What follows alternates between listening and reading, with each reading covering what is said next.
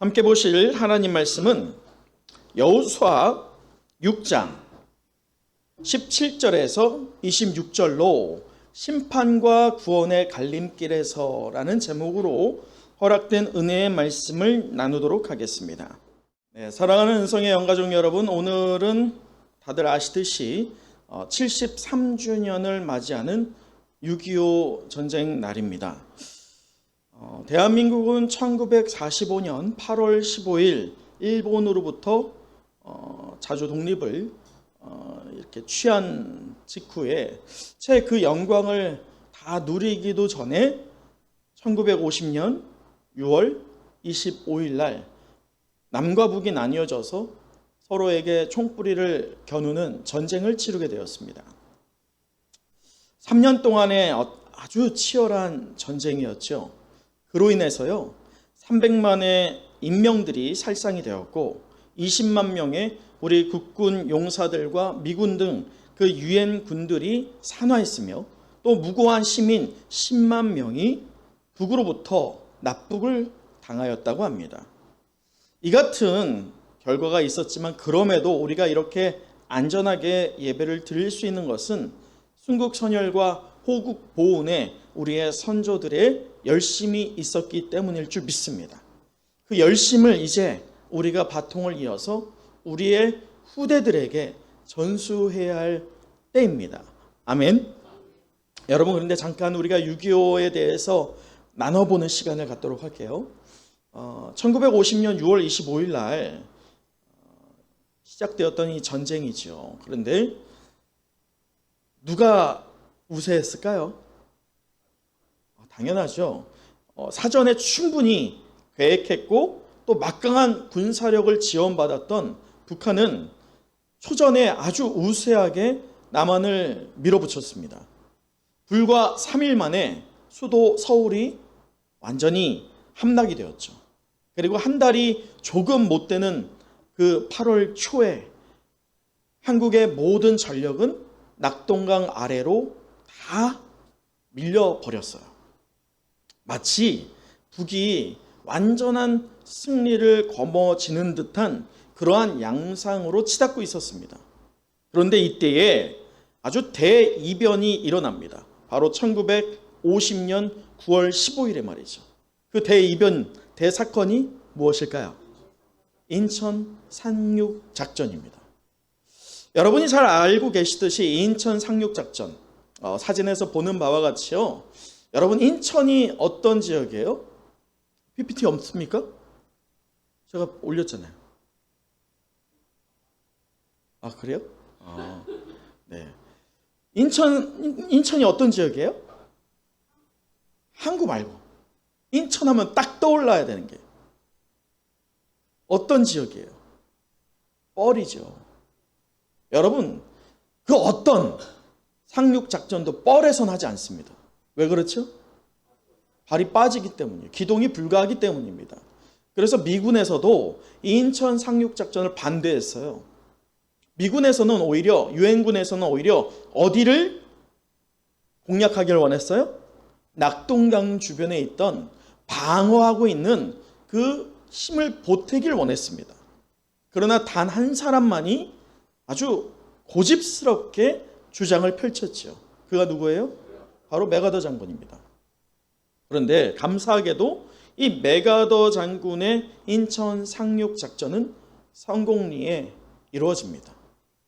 그래서 이 메가더 장군의 인천 상륙 작전이 중요한 이유가 무엇이냐? 왜 그것이 대사건이고 대이변이냐? 낙동강까지 몰아붙이던 북한 세력의 허리를 끊어버리는 사건이었기 때문입니다.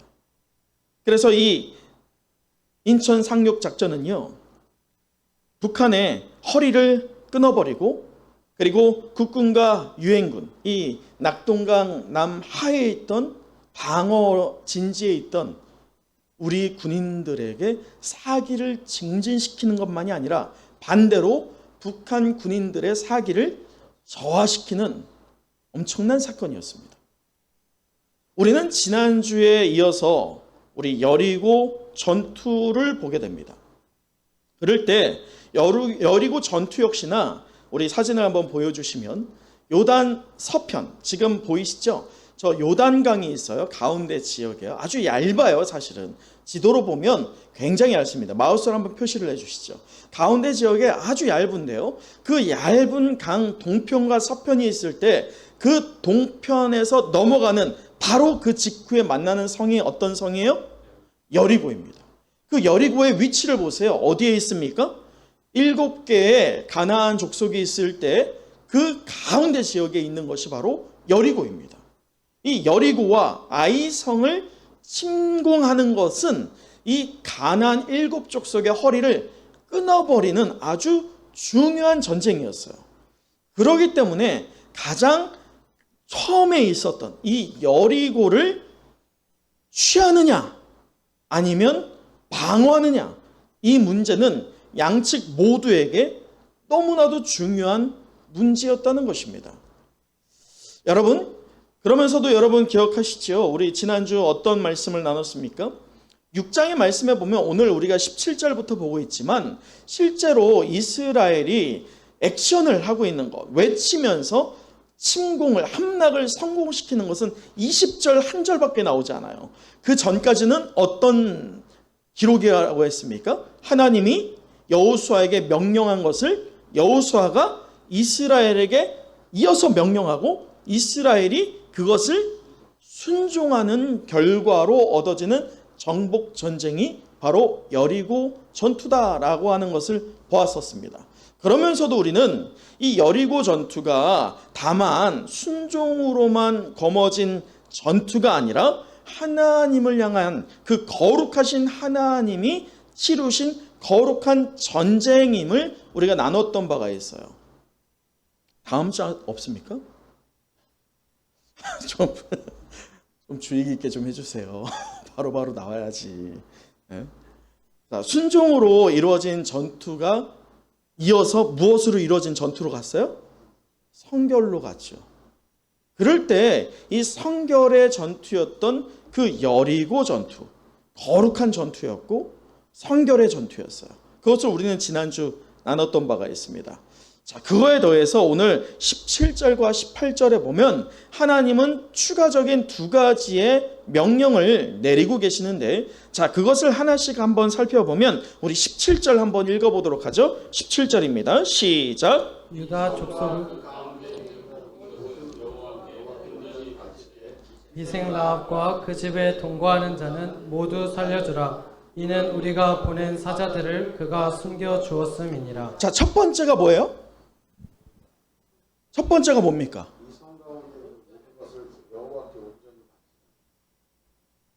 네?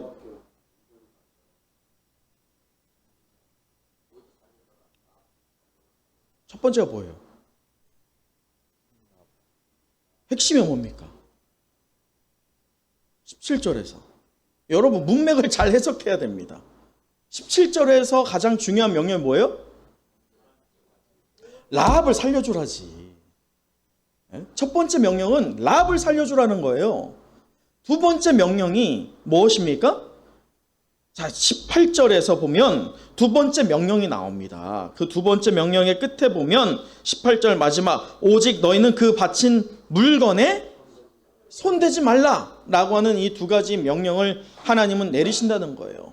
저는 오늘 이 시간에 하나님이 내리신 이 2가지 추가적인 명령들을 집중적으로 살펴보면서 그 안에 담겨져 있는 영적 교훈을 적용하여서 여러분들과 함께 은혜를 나누는 시간을 가져보고자 합니다.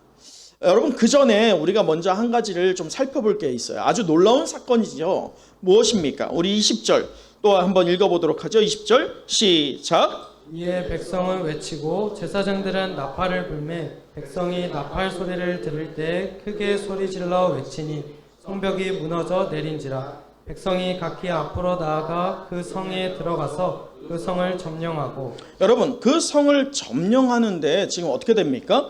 이 말씀에서처럼 순종하면서 동시에 함성을 크게 외쳤어요. 그랬더니 성벽이 어떻게 돼요? 완전히 무너졌다는 거예요. 이때 주목할 것이 무엇이냐? 자, 말씀에서 20절에 보면 각기 앞으로 나아가라는 거예요. 여러분 지금 우리가 지난주 사진을 보는 바와 같이요, 여리고 성이 이중 구조라고 했어요. 그 성벽 자체가 말이죠, 35도 각도의 아주 높은 지대에 있었던 것이 여리고 성입니다. 사실은 아이 성보다도 훨씬 작은 성이었어요. 그럼에도 철옹성인 것은 이것이 자연적인 부분에서 오르기가 어려웠던 위치에 있었던 것이 여리고 성벽입니다. 더군다나 오르기가 어려운 것만이 아니라 이 성벽이 자그마치 높이가 9m에다가 너비가 6m에 넘어갔던 그런 육중한 성벽을 지니고 있었다는 거예요. 자, 그리할 때 이 철옹성과 같은 그 여리고가 어떻게 됐어요? 성벽이 무너졌어요. 자, 그런데 우리가 여기에서 좀 눈여겨봐야 할 것이 무엇이냐? 그렇다면 성벽이 어떻게 무너졌을까요? 그대로 내려앉았다. 그렇죠. 또는 안쪽으로 무너져 내렸다. 뭐 여러 가지 설들이 있습니다. 그러나 고고학자들이 발견한 자료에 따르면 이 사진에서 보이는 것처럼 여러분이 보고 있는 화면의 왼쪽은 기존에 세워져 있던 여리고 성벽의 구조입니다. 그런데 하나님이 무너뜨릴 때에는 오른쪽처럼요, 아래쪽으로 흘러내려요. 그런데 이 아래쪽에 이스라엘 진영이 바로 있느냐? 그건 아닙니다. 왜냐하면 깎아내리는 듯한 내리막길이잖아요. 그 절벽과도 같단 말이에요. 그러다 보니까 이것이 무너져 내릴 때 어떤 결과가 나옵니까? 경사가 완만해지죠. 걸어갈 수 있는 거예요.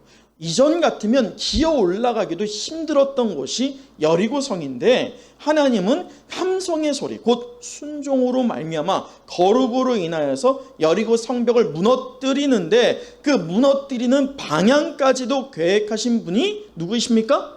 하나님이라는 거예요. 여러분, 저는 오늘 이 말씀을 묵상하면서 와, 하나님께서 이 성벽이 무너지는 방향까지도 계획하시는구나 라는 것을 깨달으면서 이 한 주 동안 제가 하나님보다 앞서고 또 여러 가지 걱정을 했던 바들을 회개하였었습니다. 여러분들은 어떠십니까? 여러분 한 주 동안 평안하셨습니까? 승리하셨습니까? 아니면 저와 같이 걱정하셨습니까? 염려하셨습니까? 여러분, 하나님께서는 오늘 여리고 성벽이 무너지는 방향까지도 계획하신 분이십니다. 그러기에 우리의 인생에 거치는 장애물들도 하나님의 방법으로, 하나님의 계획으로 걷어가 주시고 우리가 온전히 여리고 성으로 걸어 들어갈 수 있었던 이스라엘처럼 하나님의 승리를 향하여서 한 걸음 한 걸음 나아갈 수 있는 승리의 원동력을 취하는 여러분 되시기를 간절히 축복합니다. 우리 앞뒤 좌우 보시면서 한번 응원의 격려를 해봤으면 좋겠어요. 하나님께서 일하십니다. 당신을 통해 일하십니다. 승리를 주실 것입니다. 아멘. 여러분, 이제 다시 한번 우리는 하나님께서 내리셨던 이 두 가지 추가적인 그 명령들로 돌아와 보고자 합니다.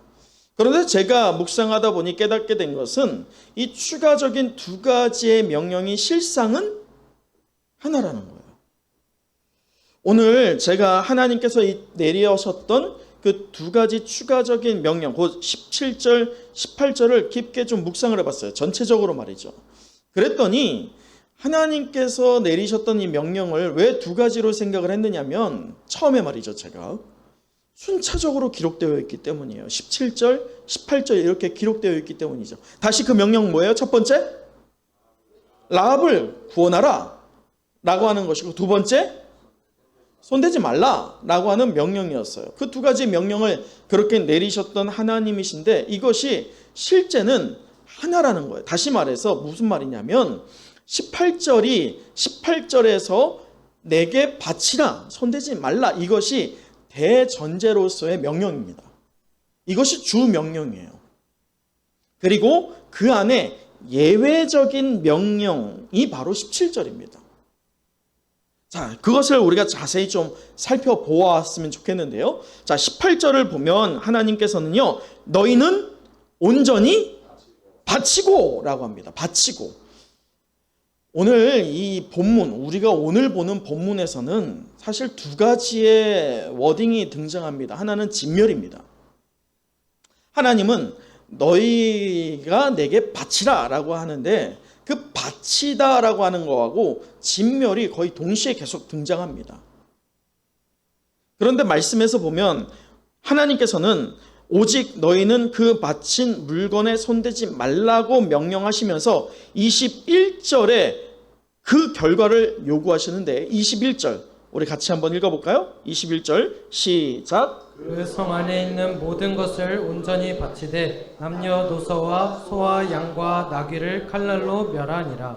지금 보시면 바치는 과정에서 필수적으로 따라오는 게 뭐예요?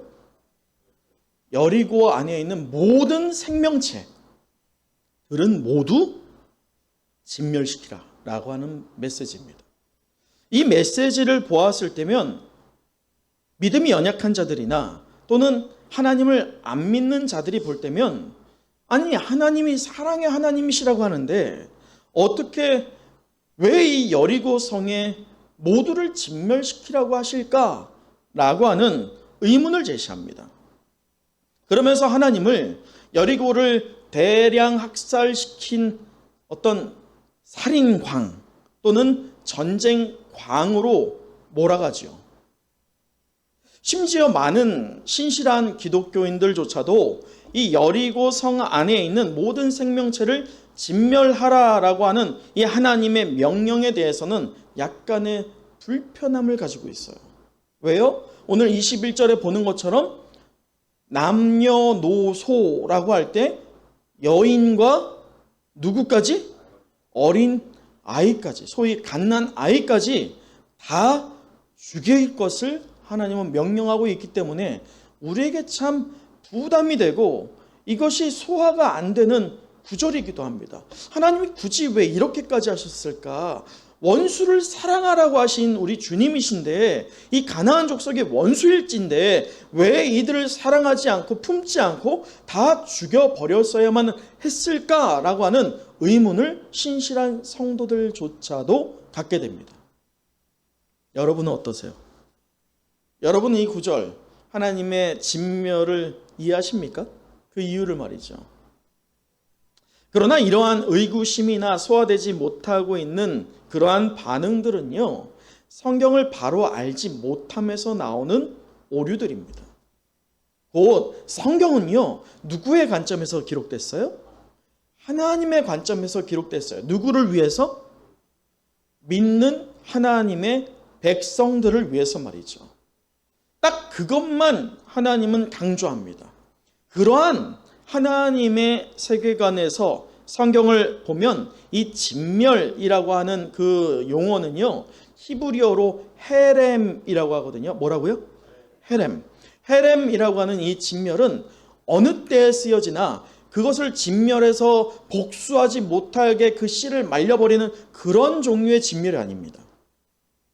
헤렘이라고 하는 단어는 오늘 본문만이 아니라 성경의 곳곳에서 등장하는데 이 헤렘은 곧 하나님께 온전히 드릴 때에 쓰는 용어가 헤렘입니다.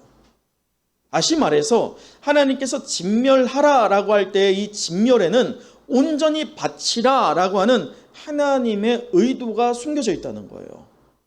이를 우리는 어떻게 봐야 할까? 여러분, 분명히 이스라엘이 애굽의 종살이를 할 때에 그 마지막 10번째 재앙이 무엇입니까?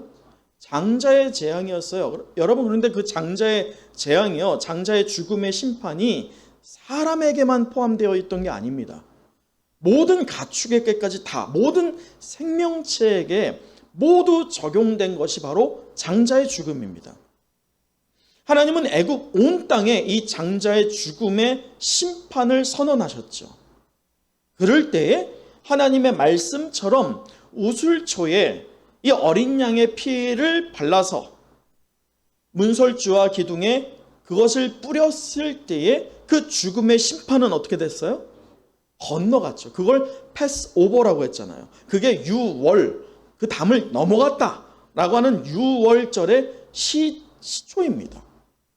그것을 볼 때 하나님은요, 이것을 기억하게 하면서 출애굽기 34장 19절에 이렇게 말씀하세요. 출애굽기 34장이 언제냐면 호렙산에서요, 하나님께서 모세에게 두 번째 돌판을 줄 때입니다. 첫 번째 돌판을 받았을 때 어떤 일이 일어났어요? 이스라엘이 금송아지를 섬겼던 문제가 일어났죠. 그럴 때 하나님이 다 이스라엘을 무엇하려고 했어요? 진멸하려고 했어요. 왜요? 진멸할 수 있는 권한이 하나님한테 있으니까. 왜요? 이미 장자에 대한 그 생명권이 누구에게 있어요? 하나님께 있기 때문이에요. 그래서 진멸을 하나님은 할 수 있었던 것입니다. 그러나 모세의 중보 기도를 통해서 그것이 보류가 되었죠. 심판이 보류가 된 거예요. 심판이 없어진 게 아닙니다. 소멸된 게 아니에요. 보류가 된 것이죠. 그러면서 호렙산에서 두 번째 돌판을 줄 때에 하나님은 모세를 통해서 이스라엘에게 이렇게 명령합니다. 모든 첫 태생은 누구 것이다? 내 것이다. 라는 명령을 내립니다. 그 이후로부터 하나님은 모든 첫 소실은 자신의 것임을 선언하십니다. 그렇기 때문에 그러한 시점에서 보았을 때, 하나님의 그러한 뜻 안에서, 계획 안에서 보았을 때면 이 가나안의 첫 소실, 열매가 무엇이에요? 여리고예요. 그러니까 그 여리고는 하나님의 것이었어요. 다른 누구도 건들 수 없는 것이었습니다. 그래서 하나님은 진멸을 요구하신 거예요. 그런데 이 진멸을 요구하시는 두 번째 의미가 굉장히 중요합니다. 하나님은요, 창세기 15장에 보면 아브람, 아직 아브라함이 아니었을 때 아브람과 언약을 맺으시는데, 창세기 15장 굉장히 중요한 장이죠. 어떤 언약의 장이에요? 제가 굉장히 자주 얘기하는 장인데 기억하셔야 돼요. 성도라고 한다면 15장, 창세기 15장 어떤 언약이 기록되어 있어요? 횃불 언약입니다. 횃불 언약. 횃불 언약은 성경 가운데에서 하나님이 친히 을로 주장하시면서 이 언약은 나는 절대로 깨지 않겠다. 내가 깬다면 나는 죽겠다라고 하는 하나님이 맺으신 언약이에요. 굉장히 중요한 언약이죠.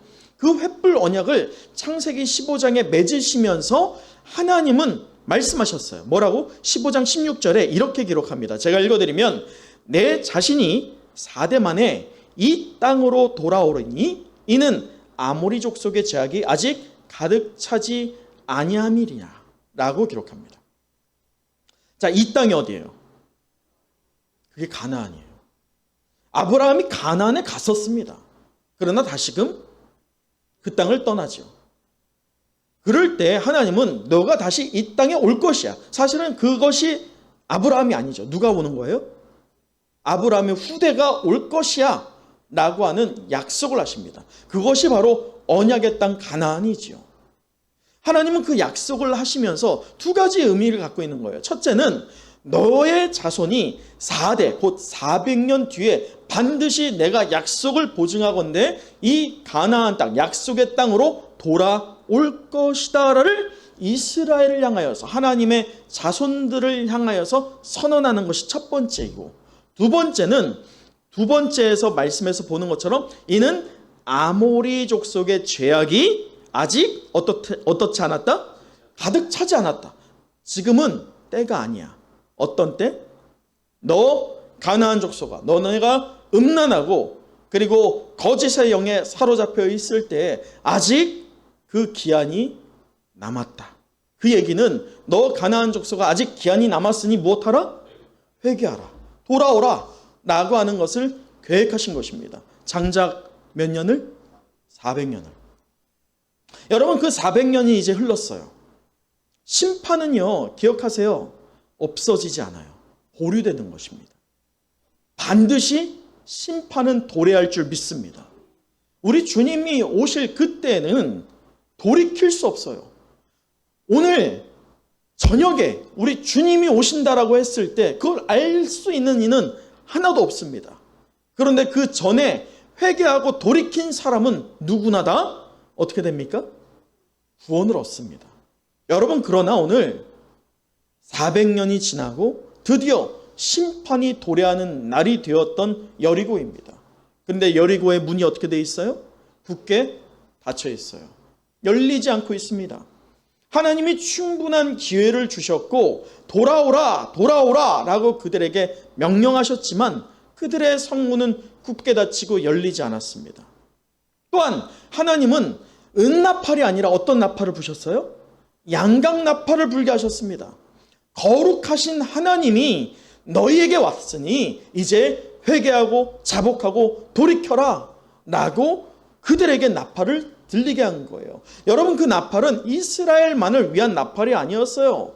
가나안 족속을 향하여서 너희가 아직은 기회가 있으니 지금이라도 돌이키라고 하는 나팔 소리였습니다. 그럼에도 그들의 귀가 닫혀 있었죠. 열리지 않았어요. 그 결과 어떻게 됩니까? 여러분, 하나님은 분명히 그곳을 진멸하십니다. 심판하십니다. 그런데 하나님이 진멸하신 이유는요, 바로 18절에서 밝히고 있어요. 자, 18절 제가 읽어드리면 이렇습니다. 너희는 온전히 바치고 그 바친 것 중에서 어떤 것이든지 취하여 너희가 이스라엘 진영으로 바치는 것 되게 하여, 그 다음이에요, 고통을 당하게 되지 아니하도록. 이게 무슨 말이에요? 하나님께서는 거룩으로 현재 여리고 전투에 승리한 이스라엘입니다. 그럼 이스라엘이 이 광야 1세대들과 다르게 지금 2세대가 가나안 요단을 건너고 여리고를 정복하였을 때 하나님은 그들을 무엇으로 감싸신 거예요? 거룩으로 감쌌죠. 거룩해진 이스라엘이 거룩하지 않은 가나안 족속과 함께 산다는 것은 있을 수 없었던 거예요. 여러분 기억하세요. 거룩한 것과 가증한 것은 함께 할 수 없습니다. 성도가 거룩한 성도여야 할 줄 믿습니다. 거룩한 성도가 가증한 세상과 함께 더불어 살면서도 우리가 가증한 세상으로부터 금묵자처럼 물들어서는 안 된다는 거예요. 하나님은 이것을 염려하시면서 이스라엘의 거룩이 유지되기를 위하여서 여리고를 진멸시키신 겁니다. 여러분, 그러면 이 진멸이 하나님을 위한 진멸입니까? 아니면 누구를 위한 진멸입니까? 이스라엘을 위한 진멸이셨어요. 그 얘기는 우리가 분명히 원수를 사랑하라고 하는 마음으로 믿지 않는 자들, 우리를 조롱하는 자들을 복음화시켜야 되는, 그들의 영혼을 구원하여야 할 책임이 있지만 여기에서 우리가 잊지 말고 놓치지 말아야 할 것은 우리가 그 세상으로부터 물들어서는 안 된다는 거예요. 여러분, 그렇다고 우리는 수도원 생활하여서 우리끼리 잘 살고 우리끼리 복음화하고 우리끼리 신앙생활하는 거, 하나님은 그 어디에서도 성경에서 그걸 명령한 적이 없습니다. 하나님은 세상의 중심에서 빛과 소금이 되라고 하셨어요. 다만 우리가 그 세상으로부터 무엇 되면 안 됩니까? 물들어서는 안 되는 거예요. 우리의 거룩성을 잃어버려서는 안 되는 것입니다. 하나님이 그렇기 때문에 지금 진멸을 명령한 것이죠. 여러분, 그러한 의미에서 이 여리고는 완전한 진멸을 당했습니다. 하나님의 그 헤렘이 임하는 그곳에, 그러나 하나님은 한 가지 큰 일을 행하십니다. 이변적인 일 말이죠. 그 일이 무엇입니까? 그것이 오늘 우리가 17절에서 보았던 예외적인 명령, 라합을 구원하십니다. 여러분, 우리가 이 예외적인 명령을 하는 하나님의 그 근원을 따져볼 때 라합이 왜 구원받았어요? 자, 25절 보세요. 우리 25절 같이 한번 읽어볼까요? 자, 25절 시작. 여호수아가 기생 라합과 그의 아버지의 가족과 그에게 속한 모든 것을 살렸으므로 그가 오늘까지 이스라엘 중에 거주하였으니 이는 여호수아가 여리고를 정탐하려고 보낸 사자들을 숨겼음이었더라. 지금 어떤 것 때문입니까? 정탐하는 사자들을 아주 짤막하게 말하고 있지만 여러분, 사실은 우리가 여호수아 2장에서나 또는 묵상해 봤을 때 그 짤막한 게 아니죠. 분명히 안전하다, 누구나 안전하다라고 생각하였던 여리고성입니다. 근데 그 여리고성 안에서 라합은 그의 수식어가 붙어요. 어떤 라합이에요? 기생이에요. 이 기생은 어떤 고위 학력을 가지고 고풍을 떠는 그러한 기생이 아니었어요. 몸을 파는 여자였습니다. 그가 몸을 팔 수밖에 없는 그러한 환경에 있었던 라합이었어요. 안전하다라고 여겼지만 그가 정말 그의 영이 안전함을 느꼈을까요? 평안함을 누렸을까요? 샬롬이 있었을까요? 전혀 그렇지 않았어요. 그렇다고 해서 그가 가나안 신을 안 섬겼을까요? 분명히 섬겼을 것입니다. 그 땅에 가나안 신이 팽배했기 때문에 이 라합 역시나 가나안 신을 섬겼을 거예요. 그날 그의 삶에 변화가 있었을까요? 어떤 변화도 없었어요. 분명히 그 가나안 신을 섬겼지만 그 신들은 라합의 삶에 조금도 가치가 있지 않았고 보탬이 되지 않았습니다. 그럴 때에 이 두 정탐꾼을 통해서 누구를 접하게 됩니까? 살아계신 하나님을 접하게 되죠. 그 하나님을 통해서 여리고 성의 성 안에 있는 백성들만이 아니라 이 가나안 족속 모두 다 간담이 높고 정신을 잃어버리고 있는 그 상황을 목도하면서 하나님의 능력을 체험하였던 라합입니다. 그리고 그 라합은 하나님을 들은 것에서 끝나지 않고 어떻게 됐어요? 믿었습니다. 그 하나님을 믿을 때 라합의 인생은요 완전히 변화가 되었습니다. 하나님을 향하여서 온전한 신뢰를 가졌어요. 여러분 객관적인 눈에서 보면 라합은요 나를 팔아먹은 사람이에요. 라합이 아니었으면 이런 일이 있겠어요? 그러나 영적인 눈에서 보면 라합은 그 비밀을 발견한 자입니다. 그 영적 비밀을 발견하고 포기하지 않았던 자였어요. 그럴 때 그 라합이 무엇을 했어요? 자기의 구원만이 아니라 가족 구원, 영혼 구원에 힘썼다는 것을 우리는 기억할 것입니다. 그렇다면 여러분 라합이 자기의 가족 구원을 힘쓰는 게 쉬웠을까요? 절대 아니었을 거예요. 왜요? 정탐꾼이 온다고 했는데 언제 올지 어떻게 알아? 모르거든. 기다려야 되잖아요. 한없이 기다리는 겁니다. 그럴 때 유혹이 없었겠어요? 자기의 삶에 변화가 없어요. 분명히 하나님에 대한 신뢰를 하고 믿음으로 고백했는데 변화가 없는 거예요. 유혹이 없었겠냐고요. 흔들렸을 수 있죠. 또 그가 힘을 내어서 가족 구원을 명할 때 어떻게 했겠습니까? 하나님은 살아계시다 라고 하면서 이 여리고성을 하나님이 무너뜨릴 거야 라고 할 때 여리고성이 지금 무너질 징조가 하나라도 있습니까? 하나도 없어요. 그럴 때 그 구원을 받고자 하는 라합의 친족들 가운데 라합을 향하여서 미쳤다라고 했던 자들이 왜 없겠어요? 라합이 굉장히 힘이 빠질 수도 있는 그런 상황이죠.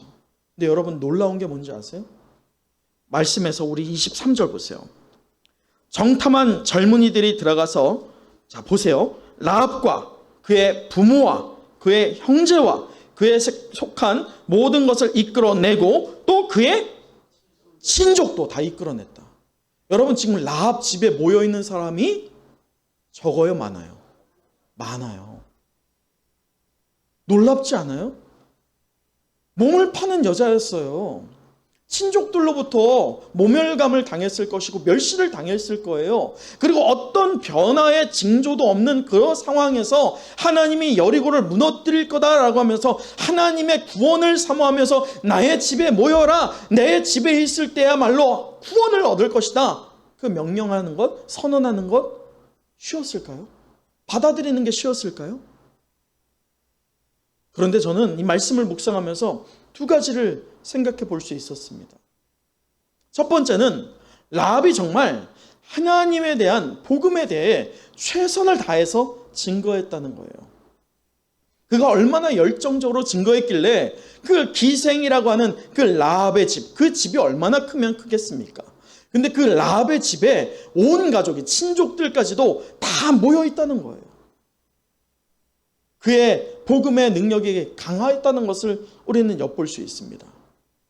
두 번째가 있어요. 두 번째는 라합이 기생이었잖아요. 그러면 그가 말로 할 수 있는 복음에 대해서 설명할 수 있는 지혜가 탁월했겠느냐? 저는 그러지 않았을까 싶습니다. 그렇다면 친족들이 복음보다도 무엇을 보고 라합에게 왔을까요? 라합의 인간성을 보고 온 거예요. 라합의 삶의 자리를 보고 온 것입니다. 평상시에 라합의 됨됨이가 중요했던 것입니다. 여러분, 이것을 오늘 저와 여러분에게 적용하기를 간절히 소망합니다. 그리할 때 우리에게도 이 라합처럼 용기와 결단이 있기를 바랍니다. 라합은 비록 몸을 팔아 생계를 유지하는 기생이었을지 모르지만 하나님이 세상에서 유일하고 전능하신 분이심을 확신하였던 여인이었습니다. 그 믿음으로 인해서 그는 엄청난 축복을 받게 되죠. 그 축복이 무엇이에요? 예수님의 족보 안에 들어가지 않습니까? 그의 믿음이 얼마나 귀했길래 하나님께서 이 기생 라합을 사용하셨을까요? 여러분, 지금 우리 역시나 그 심판 가운데 있어요. 그럴 때 구원을 허락하실 하나님을 향한 그 믿음으로 인하여 붉은 줄을 내려야 할 때입니다. 사람들이 우리를 향하여서요, 우리의 믿음을 놓고 우리가 예배하는 것을 보면서 비난하고 조롱할지 모릅니다. 또 영혼 구원한다고 하여 하나님에 대해서 증거할 때 여러분 잊지 마세요. 여러분과의 인생의 관계도 중요하다는 것을 놓치지 마십시오. 라합의 집에 많은 무리가 모여 있다는 것을 도전받고 여러분의 집이, 우리 교회가 영혼 구원의 방주로 쓰임받기를 간절히 소망하는 저와 여러분, 우리 은성의 모든 영가족 되기를 간절히 축원합니다. 말씀을 마치겠습니다. 오늘 우리는 심판과 구원의 갈림길에서라는 제목으로 은혜의 말씀을 나눴는데 우리 마지막 27절을 함께 읽어보도록 하겠습니다. 27절입니다. 시작. 여호와께서 여호수아와 함께 하시니 여호수아의 소문이 그 온 땅에 퍼지니라. 사랑하는 성의 영가족 여러분, 하나님의 본심은요, 심판이 아니에요. 오해하지 마세요. 하나님의 본심은 구원이실 줄 믿습니다. 그것을 믿으십니까? 아멘, 아멘. 심판으로 가까워지고 있는 우리를 구원으로 인도하시는 분이 살아계신 하나님이실 줄 믿습니다. 그러나 우리를 채찍이 아닌 은혜로 인도하시는 하나님의 공의를 잊지 말길 바랍니다. 아직 기회가 있어요. 아직 시간이 있어요.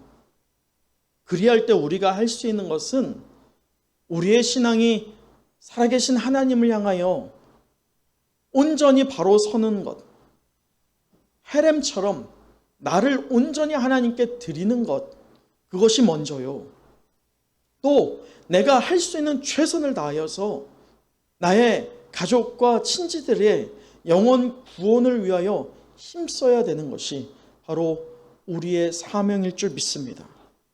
이처럼 심판과 구원의 갈림길에서 하나님께서 믿음의 눈과 믿음의 입으로 선하시고 놀라운 역사를 저와 여러분 통해서 일하여 가시기를 친히 사모하는 우리 은성의 모든 영가족 되기를 원합니다. 우리 함께 이 시간 눈을 감고 묵상하길 원합니다. 여러분, 이 여리고 전투는 다만 순종으로만이 아니라 하나님을 향한 거룩으로 승리한 전투였지요.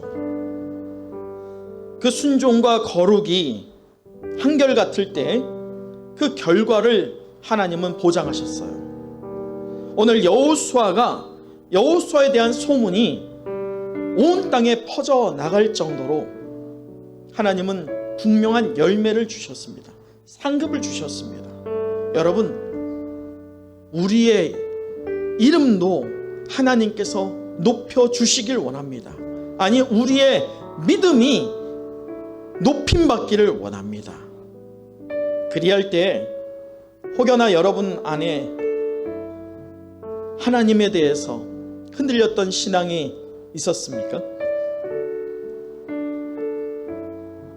오늘 이 기생 라합, 그가 기생이었지만, 몸을 파는 여인이었지만, 그는 궁극적으로 구원을 허락하실 하나님을 자신의 하나님으로 받아들였을 때 삶이 완전한 변화를 맞이하였지 않습니까? 그처럼 우리가 하나님을 온전히 나의 하나님으로 받아 누릴 때에 우리의 삶에 변화가 있기를 사모하는 여러분 되시길 바랍니다. 또한 여러분이 그렇게 변화된 삶으로 영혼 구원에 힘쓸 때에 라합의 집에 허다한 무리가 모여 있던 것처럼 여러분의 가정이, 여러분의 일터가, 또한 우리 은성교회가 영혼 구원의 방주로 쓰임받기를 사모하는 여러분 되시기를 간절히 사모합니다.